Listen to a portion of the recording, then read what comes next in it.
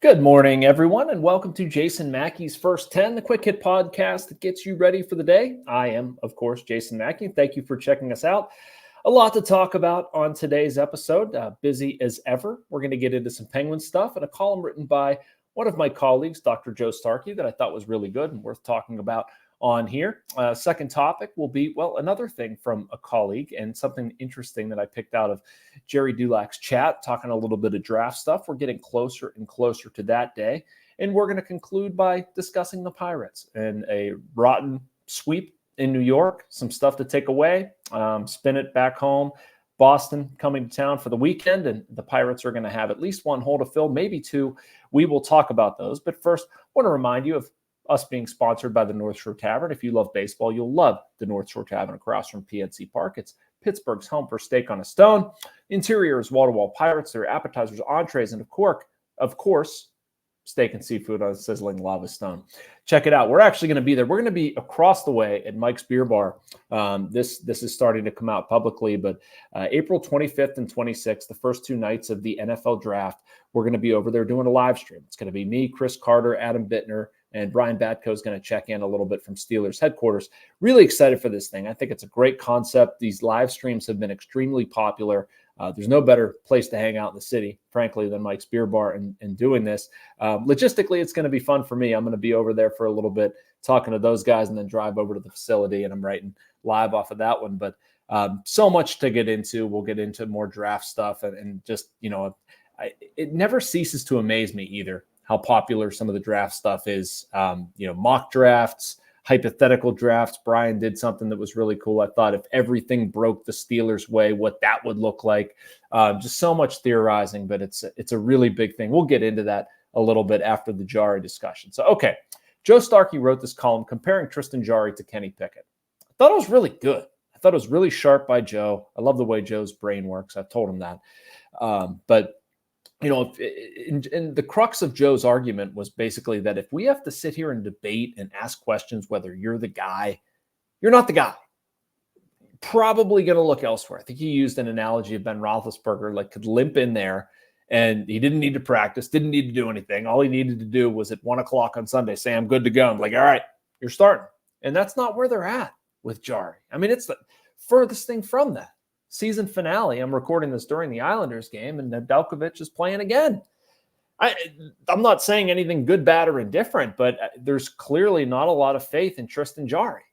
Based on everything we've heard from the Fenway Sports Group and Kyle Dubas and how they feel about Mike Sullivan, we shouldn't expect Mike Sullivan to be going anywhere. So is this marriage going to continue? I just find that very odd. And I also look at the Penguins situation and not just goaltender, the lines, what they need to, get more depth scoring, tweak some things, even defensive stuff, how they fit it all under the salary cap. They need to do something. They need to, take some players away, bring some players in, change a mix of chemistry, whatever. I mean, you are a team that for a long time, your goal has been to get in the playoffs and do some damage. For 2 years, you have not even gotten there. Forget doing damage. And you're limited with keeping the core together. You're limited with contracts and what you can do elsewhere. I don't think it's a good hockey move to get rid of Brian Rust. I would challenge anybody to do that. Michael Bunting, no. I mean, you're making your team worse by removing that player. Erik Karlsson, maybe. That's not a great contract, though. Bang for the buck is a term that gets thrown around a lot with that stuff. And I just, what's the taker? Is there going to be a taker? What's the deal going to look like? How much money are you going to have to take back? I just, Ned isn't the only answer in goal to me, but he proved himself as an answer. And if Joel Blomqvist can go, I'm sold with that combination. I might bring in a little bit more of a veteran number 3 or somebody, somebody you can stash in Wilkes. I don't even know if that player exists, but once again, you should be able to free up a couple $1 million there and ride Ned a little bit more and give the young guy a chance. I just, when's Blomqvist going to play? And it just, when you're looking at their situation, it certainly does not look like one where they have an unquestioned number 1 in goal. I think that's a fairly obvious statement. And then, are you going to pay the second half of that platoon $5.3 and change? Very, very odd. So we'll see what they do. Going to move on to football for the second topic. Jerry, he teased this in a tweet, and I don't think he fully answered it with a name. I also wouldn't throw that out there because Jerry's going to write his own thing and who he thinks the Steelers should pick, and I respect that. But I'm going to jump in a little bit because one thing that I thought he kind of pushed people towards, and I love Jerry and have looked up to Jerry for a long time. And when he says something, I listen. But center was a position that was really, seemed popular, or maybe I read something wrong. But anyway, you're going to get a lecture on who I like at the top of the center position anyway, and what I would do if they had that option available to them. I look at this. Jackson Powers Johnson is my number one. Not that I've broken down a ton of his game film, but I've read a decent amount and talked to some people about him. And like, if that guy is there, that's what you want in the middle of your offensive line, right? You want a guy with a nasty attitude, a true center. Passing on Linderbaum, Creed Humphrey, like that stinks. And I kind of understand in the moment. I just don't want to see them go 3 for 3 in that department. I like Zach Frazier too, but that feels like a little bit of a reach at this point. I love the attitude Jackson Powers Johnson plays with. I love that he is, we're not pounding a square peg into a round hole a la Kendrick Green. You are getting somebody who's going to solidify your center position for a long time. If that takes me to another route with offensive tackle, I'm okay with it. And maybe that means, a little bit more of a project guy. Fine. I can rely on Dan Moore Jr., I would think, for a year. And again, if I have to audible, I feel like I'm still in a good situation there. Amarius Mims is a name that's been batted around. Tyler Guyton from Oklahoma, Talise Fuaga, Oregon State. I mean, there are places they can go, but I'm not seeing it their pick somebody other than Jackson Powers Johnson who gives them that. If you're telling me that center is the most attractive option there, that's my guy. And we'll see if he winds up with them. It's still a long way to go. A lot of stuff can happen. Crazy stuff can happen before the draft. So, all right, pivoting, third topic, Pirates. It was not great. Y'all watch that. The offense is way too sleepy. A little worried, honestly, about David Bednar. I know this is not the prime takeaway from a 3-game sweep, but we've seen him better. I believe 8 runs allowed over the past 4 outings, scored upon in 3 of 4.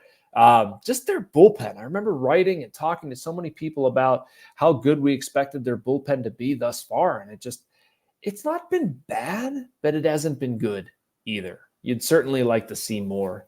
Carmen Mlodzinski being in AAA, Colin Holderman really hasn't added much because of the illness he was dealing with. Ryan Baracki's hurt. Chapman blows up recently.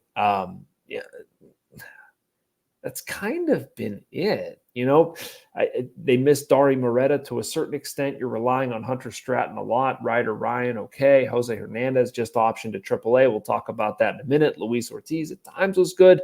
2 nights ago, obviously, was not in the second inning. So there's some places to go there. Again, not the number one talking point with the Pirates, just sort of top of mind kind of thing. They're going to have a couple holes to fill when they get back to Pittsburgh, or they're back in Pittsburgh now, off day Thursday. But, before the series against the Red Sox, they need a starting pitcher. I fully expect that to be Quinn Priester. It makes a lot of sense. He has pitched extremely well in AAA. 1-1, 3.95 ERA, 3 starts, 5 walks, 20 strikeouts. Oh, and by the way, he's also lined up to start on Friday, so that makes the most sense. People are going crazy a little bit about Paul Skeens. No. He's going to start more in AAA as much as everybody wants to see him. And Joey Bart's the other one. Took a home run in batting practice off the helmet. They thought he was going to be good to go, and he was not. So, that's somewhat concerning. If he can't go, you're obviously going to have to put him on the concussion IL. Yasmani Grandal just started a rehab assignment with AAA Indianapolis, has been dealing with a plantar fasciitis in his foot. Probably not ready to go yet. Carter Binn's season? I don't know, but they would need a backup catcher behind Henry Davis. Certainly, and speaking of Davis, something I'll be charting this weekend or looking to turn this weekend, they need more out of a lot of guys offensively. For as strong as their start was, I think, 9-2, and I'm looking at Oneil, Cruz 234, and OPS is 636. Sawinski 172, Kutch 209, Davis 173. Not an OPS over 659 in the bunch. That was theoretically like a fourth, fifth, or sixth guy. Somebody who, and that was Sawinski, and then Kutch was going to be a run producer. You expected a lot from Davis. There's some extenuating circumstances there, but I keep waiting for this to turn. I think Kutch has been better getting number 300 off of his chest, but just need a little bit more offense.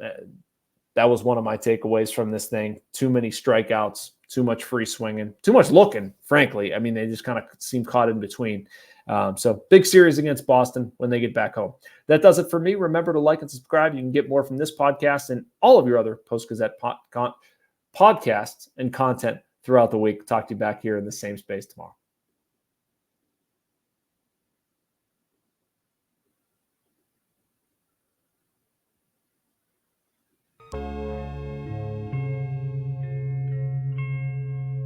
Thank you for checking out this content from Post-Gazette Sports. If you watch this video on YouTube, please like the video and subscribe to our channel.